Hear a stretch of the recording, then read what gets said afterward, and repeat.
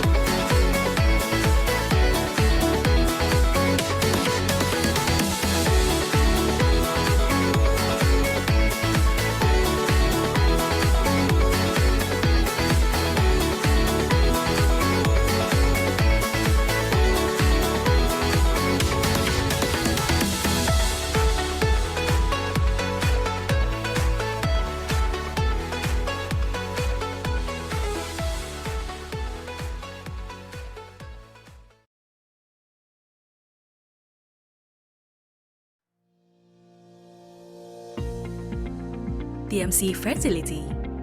TMCF didirikan pada tahun 1994 bermula dari sebuah klinik sederhana di daerah Damansara, Utama Selangor sebelum pindah dan bergabung menjadi bagian dari Tropicana Medical Center yang sekarang lebih dikenal sebagai Rumah Sakit Thomson Kota Damansara. Selama bertahun-tahun, kami telah memantapkan diri sebagai yang terdepan dalam bidang perawatan fertilisasi in vitro dan kesehatan wanita dengan mengumpulkan berbagai penghargaan bergengsi. Dan kami bahkan telah mencatatkan diri kami di Malaysia Book of Records untuk jumlah bayi IVF tertinggi yang dihasilkan oleh satu kali praktik IVF dengan 5.388 bayi IVF. Pada tahun 2010, sebagai bagian dari ekspansi kami membuka 4 dari 6 pusat kami secara nasional di Puchong. Pada tahun 2020, untuk merayakan ulang tahun ke-10, TMC Fertility Puchong menandai tonggak sejarah ini secara signifikan dengan pindah ke pusat baru di Puchong Financial Corporate Center. Di sini, kami terus menawarkan rangkaian lengkap perawatan reproduksi seperti fertilisasi in vitro, IVF, kriopreservasi, pengujian genetik praimplantasi, atau pre-implantation genetic testing atau PGT, program donasi, dan pengambilan sperma bedah, dan lain sebagainya. Laboratorium baru kami menawarkan salah satu screening genetik praimplantasi paling canggih hingga saat ini, yaitu pengujian genetik praimplantasi untuk aneuploidy atau PGT-A. Ini adalah teknik yang digunakan untuk menganalisis jumlah kromosom yang ada dalam embrio IVF. Selain teknologi dan fasilitas mutakhir, pusat baru ini juga menawarkan kenyamanan tingkat tinggi dan suasana tenang yang banyak dicari oleh pasien kami, serta perawatan berkualitas dan standar perawatan yang tinggi dari tim dokter, ahli embriologi, perawat, dan staf kami yang berdedikasi dan berpengalaman. Kami mengabdikan diri untuk memastikan bahwa kami ada di sini untuk pasien kami di setiap langkah perjalanan mereka.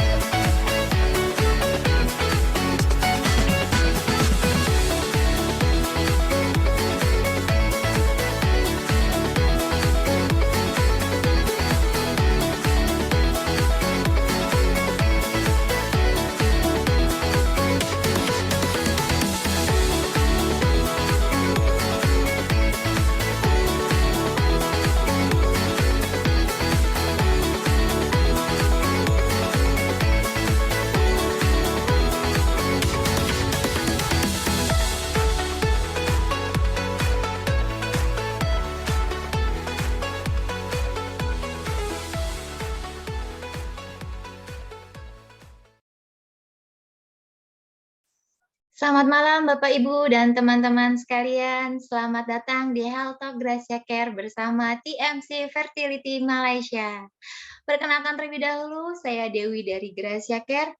Mungkin di sini Bapak Ibu dan teman-teman ada yang sudah menjadi member dari Gracia Care ya. Nah, bagi yang belum mengenal Gracia Care, saya akan memperkenalkan terlebih dahulu. Gracia Care adalah healthcare concierge di mana kami adalah jembatan bagi masyarakat dengan rumah sakit baik untuk rawat jalan dan rawat inap. Gracia Care membantu dari awal admission sampai dengan ketika akan pulang dari rumah sakit. Seperti jika teman-teman yang perlu referensi dokter atau referensi rumah sakit, kami akan melakukan bookingkan dokter, dan jika ada yang perlu untuk rawat inap, kami bisa carikan kamar dan booking kamar, serta kami juga memberikan free room upgrade bagi yang ingin melakukan rawat inapnya. Saat ini teman-teman, Gracia Care sudah memiliki lebih dari 100 rumah sakit rekanan, dan tentunya Gracia Care akan terus berkembang dalam pelayanan ke masyarakat. Nah, teman-teman, hari ini Gracia Care bekerja sama dengan TMC Fertility membawakan Health Talk Education-nya dengan tema What You Should Know on IVF Treatment, ya. Jadi apa yang harus kita ketahui tentang perawatan IVF-nya. Senang sekali di mana hari ini kita ditemani oleh Dr. Lisa Lingping, konsultan obstetrician dan ginekologis fertility spesialisnya. Selamat malam, Dr. Lisa. Terima kasih, dokter, sudah meluangkan waktunya untuk acara Health Talk kami pada hari ini.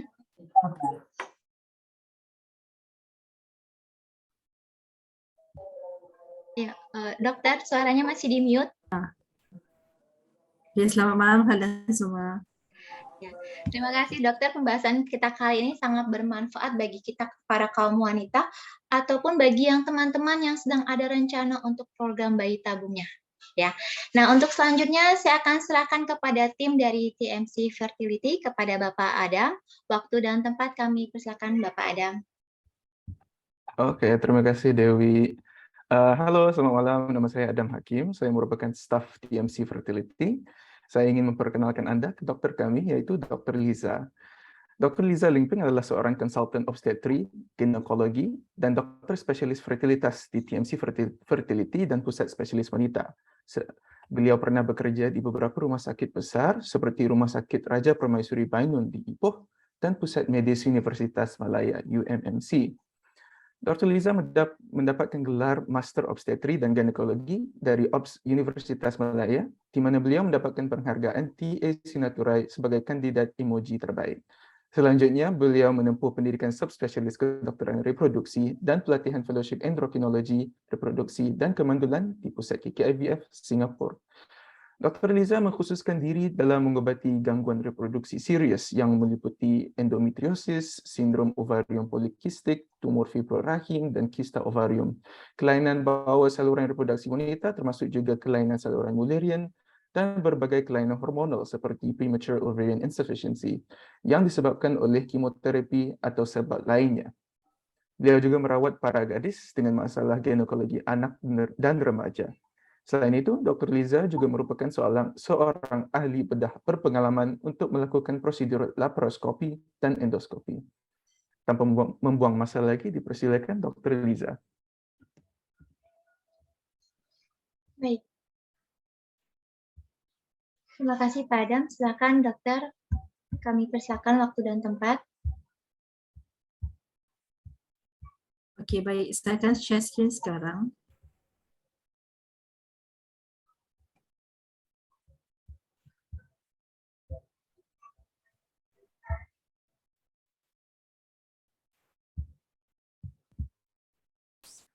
Okey, selamat sore kepada semua yang menghadiri pembicaraan hari ini.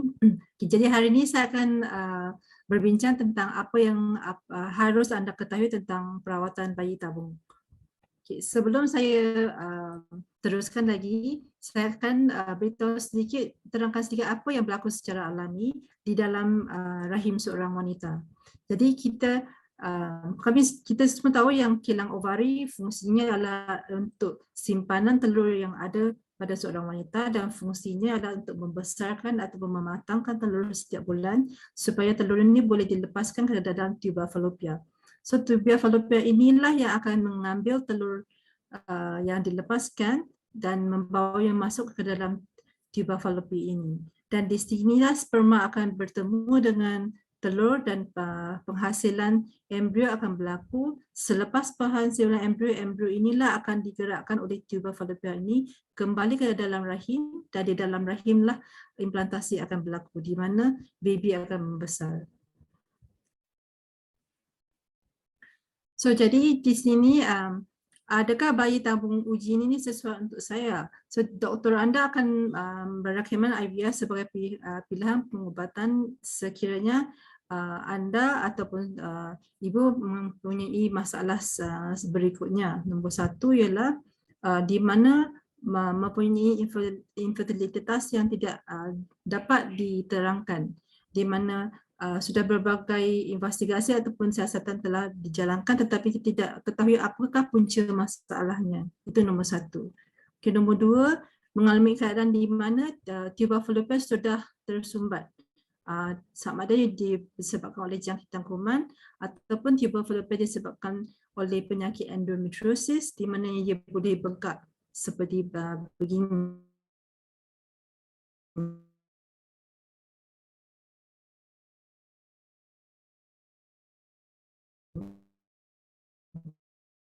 Jadi tuba fallopian yang sudah bengkak ini mencari telur. Sekiranya tuba fallopian yang sudah bengkak, dia tidak boleh pergi mengambil telur lagi.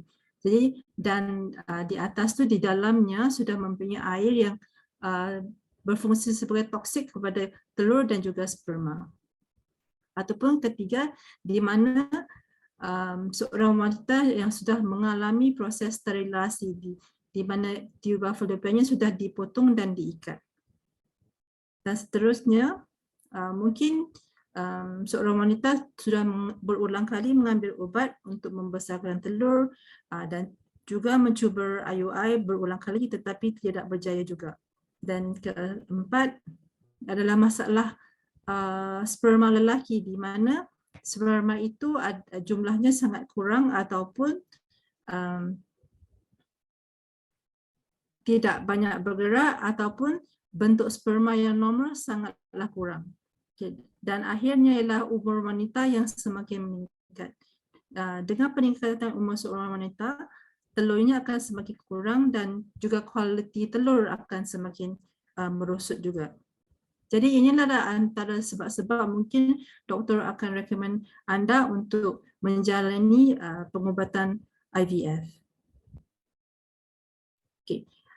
Jadi cara ini adalah untuk menunjukkan apa yang berlaku kepada seorang wanita bila umurnya meningkat. Okay. Kalau dilihat di sini seorang wanita yang berumur 30 tahun, setiap bulan jika dia cuba untuk mengandung, peratusan untuk dia berjaya mengandung adalah lebih kurang 20%. Berbanding dengan seorang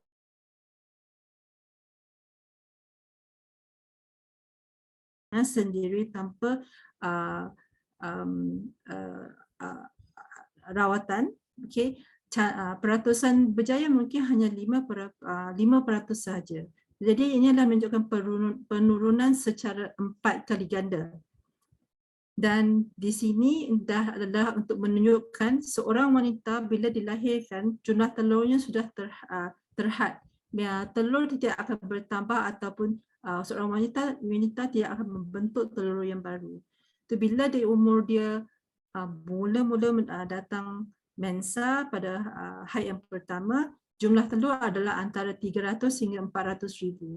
Dan jumlah telur inilah akan digunakan untuk seumur hidupnya sampai akhirnya dia mengalami menopause ataupun putus haid. Jadi umur wanita yang paling reproduktif, yang paling subur adalah pada umur 25 tahun. Selepas 25 tahun, seorang wanita akan mengalami penurutan dari segi fertility-nya. Okay, grafik ini menunjukkan hubungan antara umur seorang wanita dengan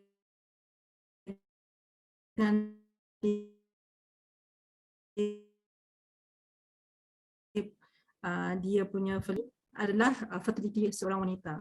Bila umurnya meningkat, fertilitas akan semakin merosot. Okay. Dan paling ketara adalah antara umur 40 tahun ini. Dan jumlah keguguran juga meningkat dengan umur yang meningkat disebabkan oleh pembentukan embrio yang berlaku pada umur yang lanjut adalah disebabkan embrio kebanyakannya akan dibentukkan tidak normal. Jadi bila embrio ini tidak normal, kebanyakan embrionya akan digugurkan secara semula jadi. Dan Okay. Di sini adalah untuk mengatakan pada seorang wanita yang umur 35 tahun adalah dianggapkan umurnya sudah lanjut untuk mengandung. Dan 40 tahun cuma ada 3% telur saja yang tinggal di dalam kilang ovarinya, dan jika seorang wanita ingin umur 45 tahun, peratusan yang berjaya cuma akan kurang dari 1% sahaja. Jadi di sini saya akan terangkan sebanyak sedikit tentang proses bayi tabung uji dan apakah itu bayi tabung uji. Jadi bayi tabung uji adalah satu proses di mana telur seorang wanita akan dikeluarkan dari kilang ovari dan disenyaukan di dalam makmal, dalam tube galas, tubang tabung gelas, dan selepas penghasilan embrio akan dikembalikan ke dalam rahim seorang wanita. So sebelum proses IVF, sepatutnya seorang sepasang mestinya mengalami beberapa pemeriksaan darah yang rutin. Selalunya adalah untuk melihat kalau ada masalah darah, terutamanya thalassemia yang sangat kerap di Asia Tenggara, di Malaysia ataupun di Indonesia. Yang selain itu adalah pemeriksaan penyakit menular seksual. Dan untuk seorang wanita, selalunya saya akan membuat pemeriksaan seperti hormon, di mana hormon yang dipanggil FSH, LH, inilah hormon yang bantu untuk membesarkan telur. Hormon AMH, ini adalah hormon yang untuk melihat apakah reserve telur, adakah dia sangat banyak, sedikit ataupun normal. Pemeriksaan ultrasound untuk melihat keadaan buah rahim, kilang telur dan juga tube falopia, dan juga fungsi kelenjar tiroid dan hormon prolaktin. Jadi mungkin kalian akan tanya kenapa harus diperiksa hormon tiroid dengan hormon prolaktin ini. Ini dah disebabkan hormon tiroid dan hormon prolaktin dikeluarkan di kelenjar di dalam otak, di mana kelenjar itu juga mengeluarkan hormon FSH dengan LH. Sekiranya seorang wanita itu ada masalah dengan hormon tiroid ataupun hormon prolaktin, ini juga akan memberi kesan kepada pembentukan hormon FSH dan LH yang menyebabkan ketidaksuburan. Untuk lelaki, ujian yang sangat simple saja, cuma satu ujian sperma untuk melihat keadaan sperma mana dari segi jumlah, pergerakan sperma dan juga bentuk sperma yang normal. Okey, so cara yang pertama dalam IVF ialah untuk meningkatkan pembentukan sel telur. Okey. Apa yang difahamkan dengan peningkatan ini ialah dengan menggunakan hormon, cucukan hormon ataupun suntikan hormon untuk memaksa kilang telur membesarkan semua telur yang sedia ada pada bulan itu. Jadi ada setengah pasien yang akan beritahu, tanya kenapa harus saya mendapatkan suntikan ini, sedangkan setiap bulan saya memang mengeluarkan telur. Memang betul setiap bulan seorang wanita akan mengeluarkan telur, tetapi jumlah telur itu sangat kurang, cuma satu sahaja. Jadi dalam IVF, apa yang kami mahu ialah mengeluarkan lebih banyak telur. Jadi itulah fungsi hormon dan suntikan ubat-ubatan ini. So boleh dilihat di sini ialah kami mahu kilang telur yang mempunyai 8 hingga 10 telur ini membesar sekali, dan bukannya satu telur sahaja yang membesar. Okay. So selepas suntikan telur, apa yang akan berlaku? So, pemantauan diperlukan untuk melihatkan perkembangan atau pembesaran telur folikel itu. Jadi caranya ialah dengan menggunakan ultrasound. Ultrasound adalah sejenis mesin di mana dia akan melihatkan perkembangan folikel. Kebanyakannya ultrasound ini dibuat melalui vagina. Kenapa? Ialah sebab kilang telur adalah di belakang rahim, di mana dia akan lebih jelas kalau dilihat melalui ultrasound vagina. Sekiranya dibuat ultrasound dari atas perut, dia mungkin tidak akan begitu jelas sekali. Tetapi ada setengah wanita yang ada masalah untuk ataupun ada ketakutan untuk menjalani urusan vagina ini. Masih boleh melakukan urusan tetapi akan dibuat melalui perut sahaja. Mungkin akan ambil masa sedikit dan lebih susah tetapi masih boleh dilakukan. So, mula-mula sebelum suntikan telur, suntikan ubat ataupun hormon, telur akan begitu kecil. Selepas dapat rangsangan hormon, telur akan semakin membesar. Jadi inilah saiznya. Dan ini adalah satu lagi contoh. So kalau dilihat bandingannya antara yang kedua dan ketiga ini, boleh dinampakkan yang jumlah folikel di sini adalah kurang berbandingkan folikel yang di sebelah kanan ini. Right? Ini pun berbanding. Ini bergantung kepada AMH seorang wanita ataupun reserve kilang ovary seorang wanita. So jikalau kilang ovary sangat bagus, sangat tinggi, jumlah folikel yang membesar akanlah lebih banyak. Sekiranya dia punya reserve akan lebih kurang, jumlah folikel yang membesar juga akan kurang. So, selepas telur yang sudah mencapai saiz yang bagus, lebih kurang 17 mm ataupun 18 mm, folikel di dalam sudah boleh mengalami proses kematangan. Jadi, proses pengambilan telur adalah satu proses yang sangat ringkas, di mana pengambilan telur adalah melalui faraj. Ini adalah videonya. Di mana satu jarum tipis yang akan masuk ke dalam folikel dan akan disedut keluar airnya bersama dengan telur sekali. Selepas habis satu folikel, dia akan beranjak ke folikel yang seterusnya dan akan disedutkan air dengan telurnya sekali. So, dengan cara beginilah setiap folikel akan disedut untuk mengeluarkan telur. So proses ini selalunya dilakukan dengan pembiusan penuh sepenuhnya. Jadi seorang wanita itu memang tidak sedar dan tidak akan rasa kesakitan semasa proses pengambilan telur. Selepas proses ini, suaminya perlu memberikan sperma untuk kami melakukan proses persenyawaan. So, proses persenyawaan di dalam makmal boleh dilakukan dengan dua cara, sama ada melalui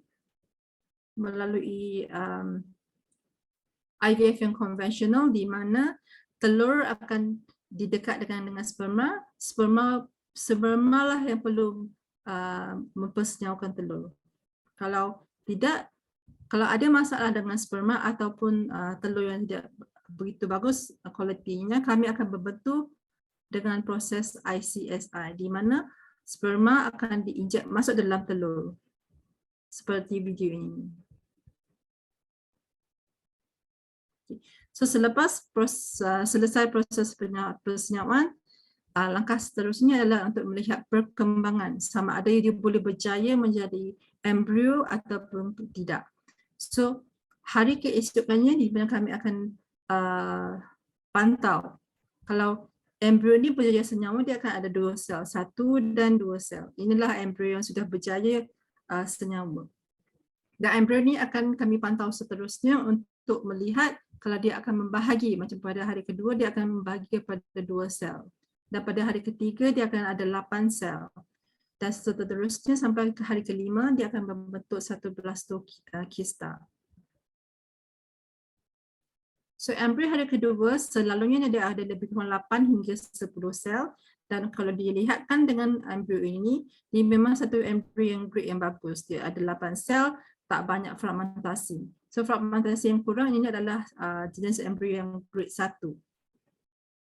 Jadi untuk hari kelima, setiap embrio tidak mungkin akan sampai ke hari kelima. Misalnya kata kalau sekiranya pada hari pertama ada 10 embrio yang berjaya disenyawakan, selalunya kalau sampai ke hari kelima, mungkin 40 hingga 50% sahaja embrio yang boleh sampai ke tahap blastokista. Ini adalah satu proses sebelum jadi di mana embrio sendiri yang lebih normal boleh sampai ke tahap hari kelima. Jadi untuk grading embrio hari kelima, ada beberapa caranya ialah untuk melihat sel dalaman yang sel inilah yang akan membentuk baby. Ini adalah satu grade, dan sel luaran di sekelilingnya yang akan membentuk plasenta. So setiap blastosis memang ada penilaiannya dari segi size blastosis dengan grade sel dalaman dan sel pembentukan luaran ini. Okay, so sekiranya blastosis sampai ke tahap hari kelima, adakah semua embrio ini akan mampu menghasilkan baby? Jadi bukan semua blastosis mampu menghasilkan baby. Kenapa? Ialah disebabkan blastosis yang sampai ke hari kelima, dia mungkin ada embrio yang normal ataupun yang tak normal. Jadi sifat ini tidak mungkin dapat disimpulkan hanya melalui mikroskop dengan kelihatan grade-nya yang seperti saya terangkan tadi. Jadi embrio yang normal yang dipanggil euploid embrio adalah di mana sel embrio mempunyai jumlah kromosom yang normal. Okay. Bagaimana kita boleh mengetahui adakah embrio ini mempunyai jumlah kromosom yang normal adalah melalui ujian genetik praimplantasi. So apakah PGT ini? Ini adalah satu cara di mana satu siasatan ataupun ujian di mana beberapa sel dari blastosis ini akan diambil dan diperiksa sebelum implantasi diteruskan. So kalau dilihatkan blastosis ini, right, dengan sel dalamannya yang sangat bagus dan sel luarannya yang padat, ini adalah blastosis yang grade A, okay. Kalau dia adalah blastosis yang normal, dia akan dibilang sebagai euploid. Maksudnya ialah jumlah kromosom yang benar. Untuk seorang manusia ada 23 pasang kromosom, di mana setiap kromosomnya ada nombornya dari nombor 1 hingga nombor 23. Di setiap kromosomnya ada pasangannya sendiri. Dan yang akhirnya adalah menentukan jantina embrio itu sama ada lelaki ataupun perempuan. Jika embrio itu adalah tak normal, dia akan dibilang sebagai aneuploid, di mana kromosom ini mungkin jumlah kromosom yang terlebih untuk blastosis ini, di mana di kromosom 21 ada satu yang terlebih. Ini adalah Down syndrome. So sekali lagi kalau kita melihat blastosis ini secara mikroskop, memang tidak boleh membedakan antara mana satu yang normal iaitu euploid dan mana satu yang aneuploid yang tak normal. Melainkan kalau melalui menggunakan PGT untuk memastikan mana satu embrio yang normal ataupun yang tidak normal.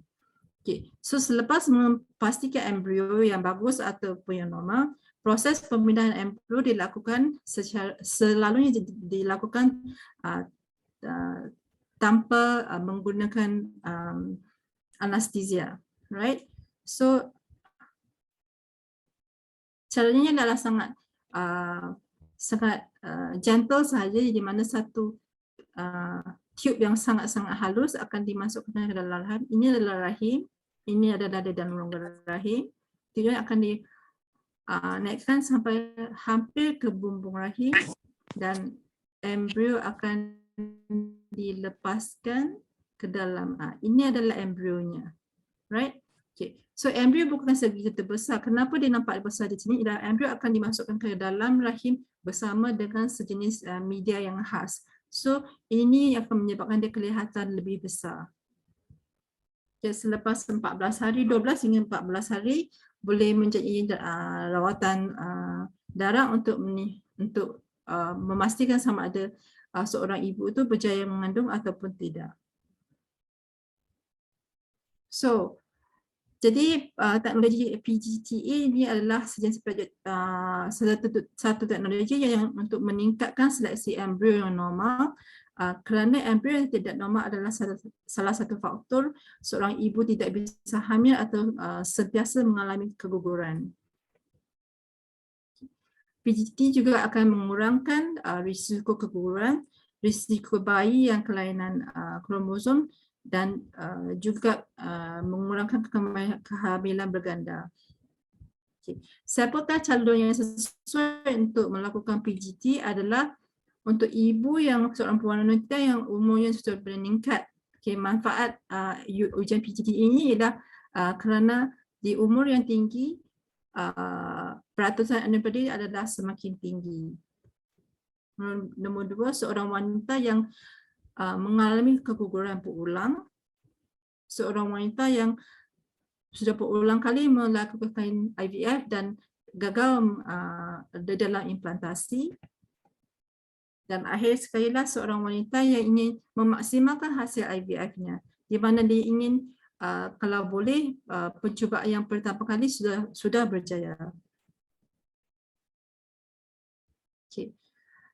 Jadi sebelum seorang pasangan menjalankan proses IVF ataupun sebarang rawatan fertilitas, apa yang harus dilakukan adalah untuk meningkatkan kejayaan. Nombor 1 ialah mesti beristirahat cukup. Sebab stres adalah merupakan satu faktor kadang-kadang boleh menyebabkan kita punya rawatan itu tidak berjaya. So apa yang boleh dilakukan untuk meningkatkan lagi sukses IVF ialah 1, paling penting ialah berat badan. Kalau berat badan terlalu tinggi, dia memang akan menyebabkan kualiti telur. Nombor 1, kedua ialah respon pada ubat suntikan IVF. Sebelum melakukan IVF, lebih baik mendapatkan rutin yang gaya hidup yang lebih sihat, di mana mempunyai exercise, beristirahat, kurangkan merokok ataupun kegunaan dadah. Kalau anda seorang yang suka minum kopi ataupun teh yang terlalu banyak, mungkin akan kurangkannya ke 1 ataupun 2 cawan sehari sahaja, dan mulakan pengambilan suplemen untuk mengandung. Dan sekiranya ada masalah kesihatan, terutamanya kencing manis, darah tinggi ataupun masalah tiroid, seharusnya dikawal dengan cantik sebelum menjalani rawatan. Untuk seorang yang ingin mengandung, kalau boleh cuba kurangkan makanan-makanan sebegini. Nombor 1 ialah kafein yang terlalu banyak. Nombor 2 ialah makanan yang ditin, proses dari segi sausage, nugget, ataupun dalam tin, dalam can, minuman yang bergas, susu, kalau boleh cuba elakkan susu yang lemak, low fat milk. Dari segi low fat milk, makanan sos sebegini, dan juga terlalu banyak makanan yang kandungan gula yang tinggi. So yang akhir sekali ialah apakah suplemen yang perlu anda ambil sebelum cuba perawatan kesuburan ialah pastikan ibu mengambil folic acid dengan dos yang sebegini 400 hingga 800 mikrogram, vitamin D3 antara 1000 hingga 3000 IU, ditambahkan dengan vitamin C, probiotics. Probiotics ini ada dua jenis yang nombor 1 ialah jenis untuk yang usus dan kedua ialah untuk yang kesihatan vagina. Apa yang ibu harus ambil ialah probiotics yang untuk kesihatan vagina, fish oil, dan untuk ibu yang usia yang lebih lanjut, kalau boleh mulakan coenzyme Q10. So di TMC Fertility kami juga menawarkan package seperti berikut, package bagi tabung uji, package penilaian fertilitas pasangan, package pembekuan telur untuk wanita yang masih tidak ada cadangan untuk mengandung lagi, ataupun wanita yang ada masalah kesihatan tetapi perlu menyimpan telur sebelum rawatan seterusnya, di mana mereka mengalami penyakit kanser ataupun penyakit yang memerlukan rawatan yang boleh ada efek pada kilang telur. Servis yang lain seperti IUI, PGT, ovulasi induksi, dan sekiranya ada sebarang pertanyaan boleh hubungi kami di care line ini. Sekian, terima kasih. Wah, baik. Luar biasa sekali nih apa yang sudah disampaikan oleh Dokter Liza. Dokter Liza, di sini sudah ada beberapa pertanyaan menarik dan nantinya kita akan ada hadiah berupa voucher free biaya konsultasi online dengan Dokter Liza untuk 3 orang pemenang. Jadi teman-teman yang belum mengetik pertanyaan boleh silakan ketik di kolom chat. Namun sebelum itu kita akan saksikan terlebih dahulu untuk video yang satu ini.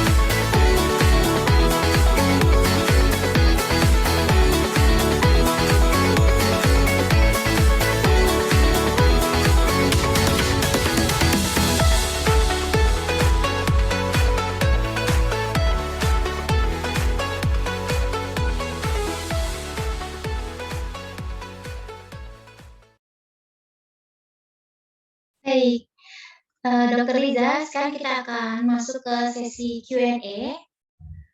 Akan saya bacakan pertanyaan dari teman-teman.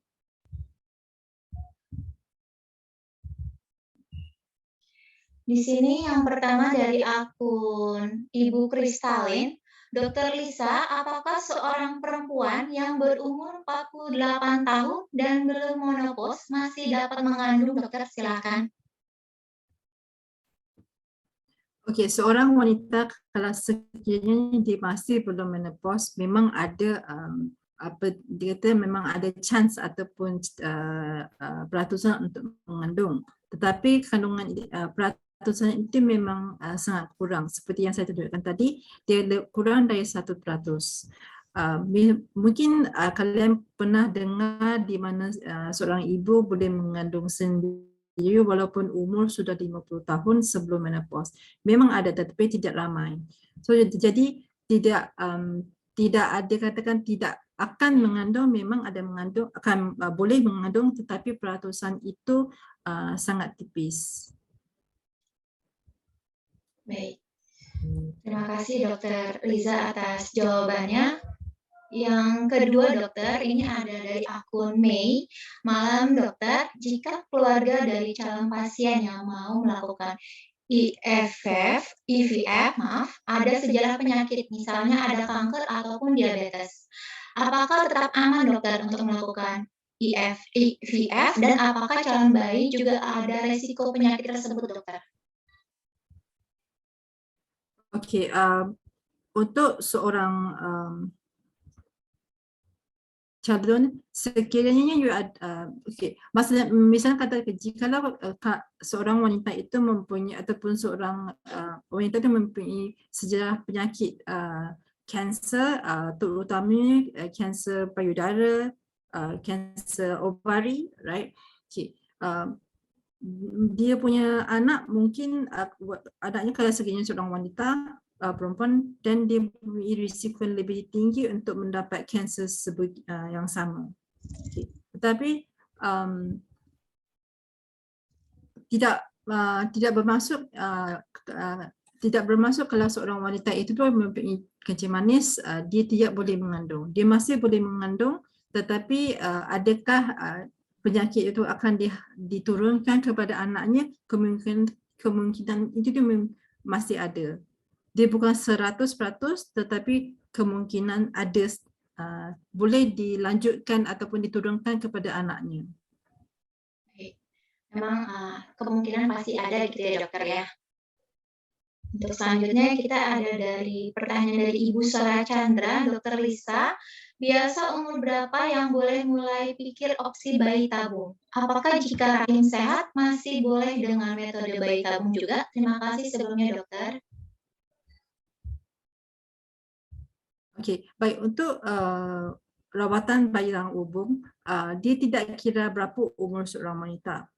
Mungkin semuda 20-an tahun, ada setengah orang wanita perlukan rawatan bayi tabung bukan disebabkan oleh masalah dia sendiri, mungkin disebabkan oleh masalah pasangannya, di mana sperma pasangan terlalu sedikit ataupun sperma pasangan tiada langsung.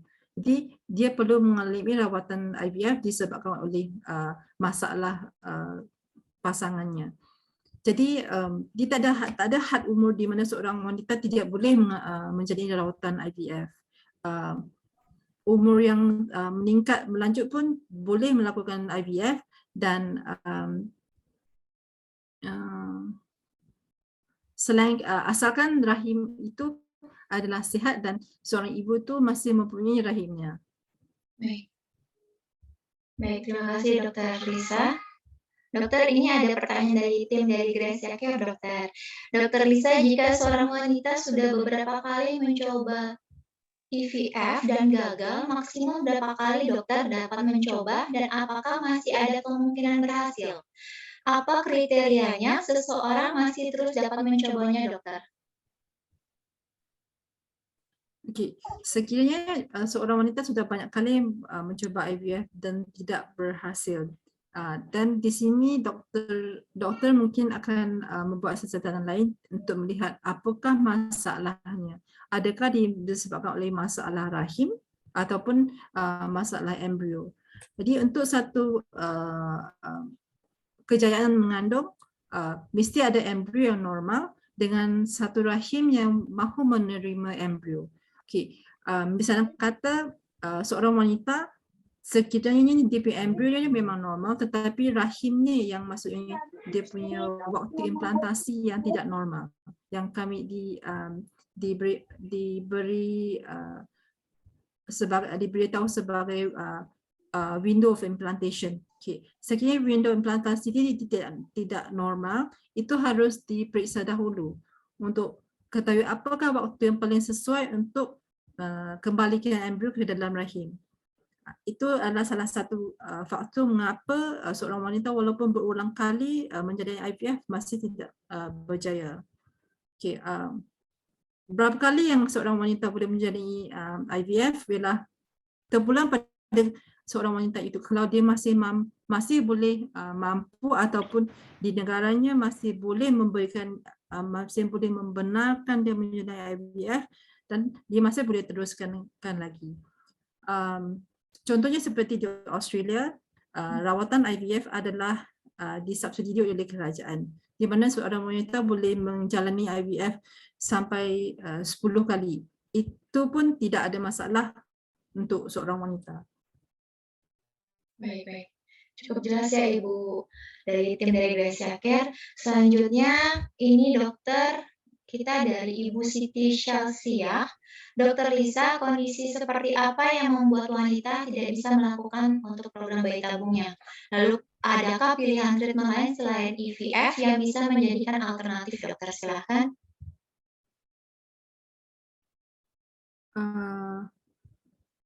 Maaf ya, sorry. Soalannya sekali lagi. Dokter Lisa, kondisi seperti apa yang membuat para wanita tidak bisa melakukan IVF? Lalu, adakah pilihan treatment lainnya selain IVF yang bisa menjadi alternatif gitu, dokter? Okey. Jikalau seorang wanita memang tidak boleh melakukan IVF lagi, mungkin ada disebabkan oleh dua perkara. Satu ialah kilang telurnya sudah tidak berfungsi lagi. Maksudnya kilang telur memang tidak mengeluarkan ataupun menghasilkan telur lagi. Di mana dia sudah dikirakan sebagai sudah menopause. Pada seorang wanita yang menopause awal, maksudnya umur yang sebelum 40 tahun yang dikatakan sebagai premature menopause. Okay. Itu adalah mungkin tak ada cara untuk melakukan IVF lagi. Dan kedua ialah seorang wanita yang ada masalah dengan rahimnya, terutama di dalam keadaan endometriosis ataupun adenomyosis, di mana keadaan rahim memang sangat tidak normal untuk dia mengandung. Itu adalah salah satu sebab mungkin untuk mengandung itu memang sangat susah. Jadi alternatif lain ialah sama ada mendapatkan egg donor, derma egg donor, maksudnya mendapatkan telur dari wanita lain dan disenyawakan dengan sperma pasangan. Embrio yang membentuk ni yang dipindahkan balik di dalam rahim. Sekiranya rahim itu masih normal. Baik, terima kasih, dokter. Dokter, ini ada Ibu Novita Ramadhani. Malam, Dokter Lisa. Saya dengar biaya IVF di Penang atau KL itu jauh lebih murah dibandingkan di Indonesia. Apa yang membedakannya, dok ya? Okey, ini mungkin disebabkan oleh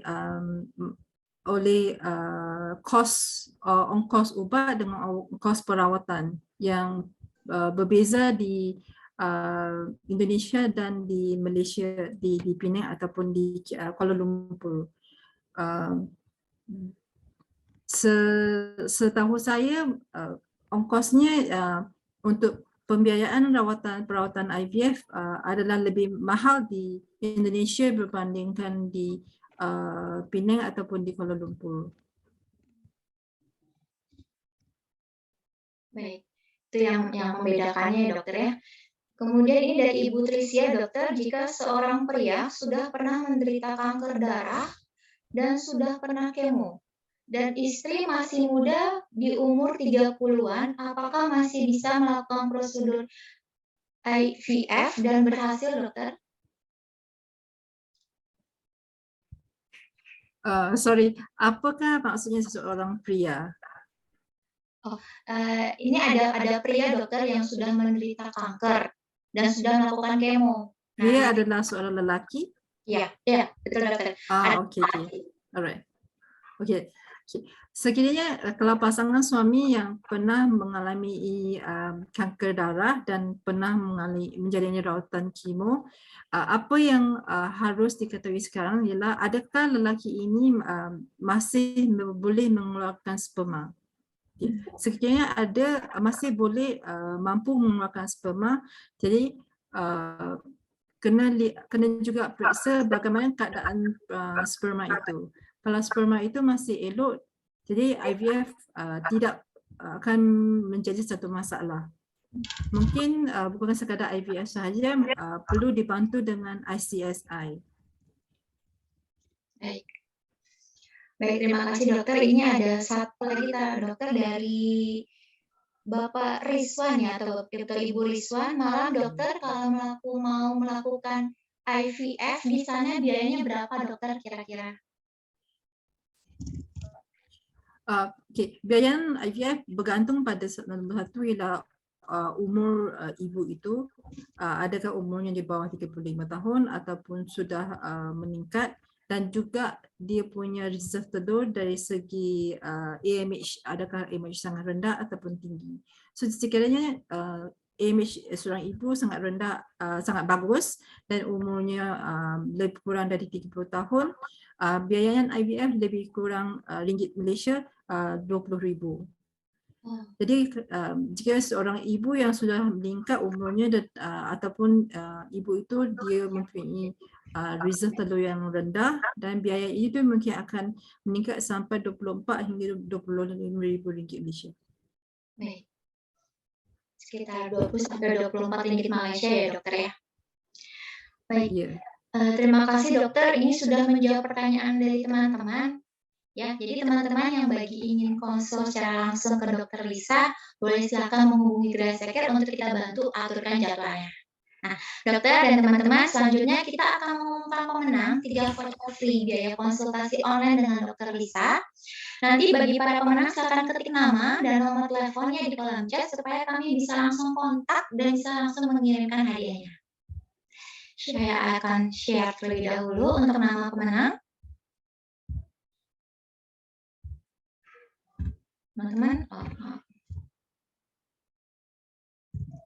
Teman-teman sudah bisa lihat ya ini nama pemenang. Yang pertama ada Ibu Kristalin, yang kedua Ibu Mei, yang ketiga ini ada Ibu Siti Salsia. Selamat bagi para pemenang.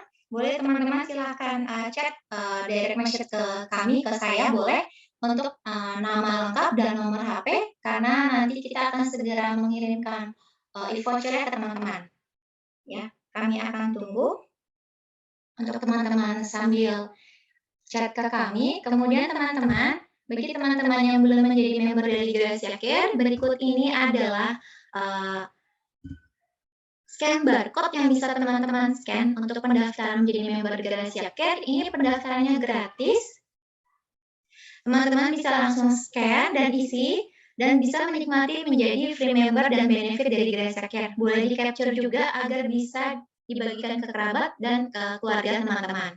Nah, ini juga ada hotline kami, ada di nomor, ada 2 nomor, boleh teman-teman boleh save juga keduanya. Jadi apapun pertanyaan teman-teman ataupun kebutuhan perawatan kesehatan teman-teman bisa langsung menghubungi Gracia Care.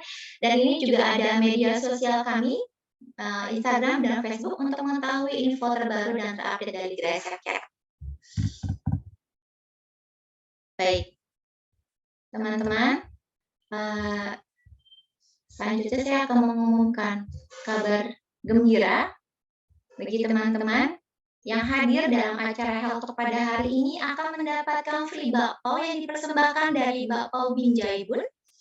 Ya, jadi teman-teman boleh silakan isi link. Nanti saya akan chat di kolom chat ini, teman-teman boleh silakan langsung isi. Nanti teman-teman langsung dapat free ini, kita akan mengirimkan ke alamat teman-teman masing-masing. Seperti itu. Boleh, saya akan sambil chat ya. Teman-teman boleh silakan langsung isi.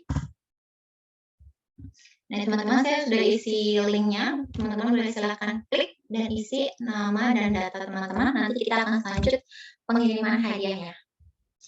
Nah, dokter, sebelum kita penutupan acara, teman-teman boleh buka kamera. Kita akan ada lakukan sesi foto dengan Dokter Lisa.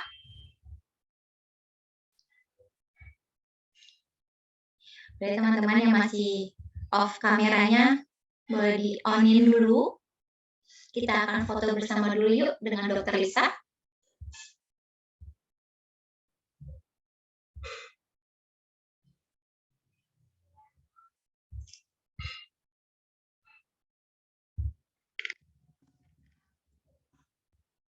Oke, kita akan foto. Sebentar. 1, 2, 3. Sekali lagi. 1, 2, 3. Baik. Baik, teman-teman, terima kasih banyak. Gracia Care mengucapkan terima kasih banyak kepada Dokter Lisa kepada tim dari manajemen dari TMC Fertility, kepada Bapak Adam, terima kasih banyak atas bantuan dan kerjasamanya dalam acara kita pada hari ini. Bapak Asri, Bapak Adam, Dr. Lisa, terima kasih banyak. Gracia Care juga mengucapkan terima kasih kepada teman-teman yang sudah hadir dalam acara Health Talk kita pada hari ini. Dan Gracia Care juga mengucapkan terima kasih kepada pihak Bapak Binjabun yang sudah mendukung acara Health Talk kita pada hari ini. Akhir kata, Gracia Care pamit undur diri. Sampai jumpa kembali di acara Health Talk Gracia Care selanjutnya. Salam sehat selalu. Sampai jumpa. Terima kasih Dr. Lisa. Terima kasih TMC. Terima kasih teman-teman. Terima kasih dokter, terima kasih semua tim dari TMC. Sama-sama. Sama-sama, terima kasih. Terima kasih. Teman-teman yang tadi nama pemenang boleh silakan isi ya teman-teman ya. Untuk nomor HP sama teman-teman boleh silakan klik link untuk bisa mendapatkan free bako dari Binjabun.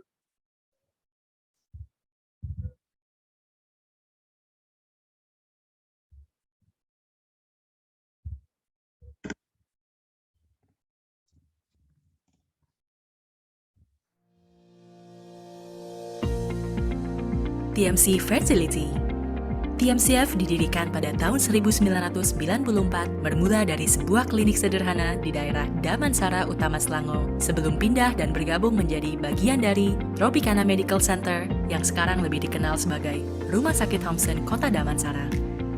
Selama bertahun-tahun, kami telah memantapkan diri sebagai yang terdepan dalam bidang perawatan fertilisasi in vitro dan kesehatan wanita dengan mengumpulkan berbagai penghargaan bergengsi. Dan kami bahkan telah mencatatkan diri kami di Malaysia Book of Records untuk jumlah bayi IVF tertinggi yang dihasilkan oleh satu kali praktik IVF dengan 5.388 bayi IVF. Pada tahun 2010, sebagai bagian dari ekspansi kami membuka 4 dari 6 pusat kami secara nasional di Puchong. Pada tahun 2020, untuk merayakan ulang tahun ke-10, TMC Fertility Puchong menandai tonggak sejarah ini secara signifikan dengan pindah ke pusat baru di Puchong Financial Corporate Center. Di sini, kami terus menawarkan rangkaian lengkap perawatan reproduksi seperti fertilisasi in vitro, IVF, kriopreservasi, pengujian genetik praimplantasi atau pre-implantation genetic testing atau PGT, program donasi, dan pengambilan sperma bedah, dan lain sebagainya. Laboratorium baru kami menawarkan salah satu screening genetik praimplantasi paling canggih hingga saat ini, yaitu pengujian genetik praimplantasi untuk aneuploidy atau PGT-A. Ini adalah teknik yang digunakan untuk menganalisis jumlah kromosom yang ada dalam embrio IVF. Selain teknologi dan fasilitas mutakhir, pusat baru ini juga menawarkan kenyamanan tingkat tinggi dan suasana tenang yang banyak dicari oleh pasien kami, serta perawatan berkualitas dan standar perawatan yang tinggi dari tim dokter, ahli embriologi, perawat, dan staf kami yang berdedikasi dan berpengalaman. Kami mengabdikan diri untuk memastikan bahwa kami ada di sini untuk pasien kami di setiap langkah perjalanan mereka.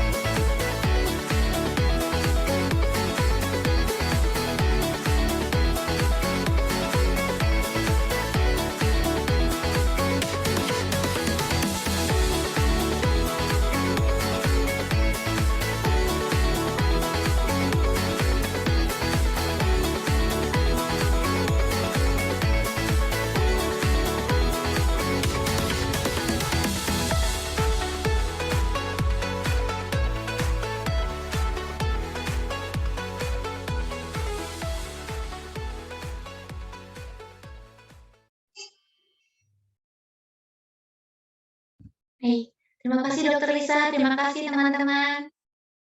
Gracia Care pamit undur diri, sampai jumpa kembali. Terima kasih semua. Terima kasih Dokter Liza. Ya, terima kasih. Terima kasih. Terima kasih Pak Adam. Terima kasih. Kita pamit undur diri ya, Dokter Liza, Pak Adam, dan semua. Oke, sama. Terima kasih banyak-banyak. Selamat malam. Selamat malam. Malam.